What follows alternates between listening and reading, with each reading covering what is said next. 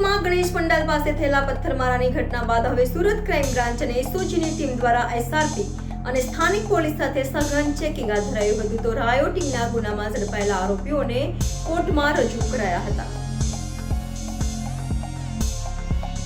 સુરતના લાલગેટ પોલીસ મથકની હદમાં વરિયાવી બજાર પાસે નાના બાળકો દ્વારા ગણેશ પંડાલ નજીક કરાયેલા પથ્થરમારાની ઘટના બાદ અસામાજિક તત્વોએ શહેરને બાનમાં લીધી હતી અને ત્યારબાદ રાયોટિંગ સહિતની ઘટના બની હતી. વાહનોમાં તોડફોડ, આગજની સહિતના બનાવો બન્યા બાદ ત્વરિત પોલીસે કડક હાથે કામગીરી કરી વાતાવરણને શાંત કર્યું હતું.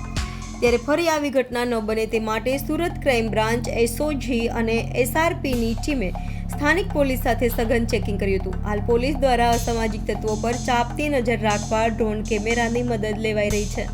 તો પોલીસ ચોકી પરથી અસામાજિક તત્વોએ શરૂ કરેલા આતંક બાદ બનેલી પથ્થરમારાની ઘટનામાં પોલીસે રાયોટિંગનો ગુનો નોંધી 28 જેટલા આરોપીઓની અટકાયત કરી હતી, જેઓને કોર્ટમાં રજૂ કરાયા હતા.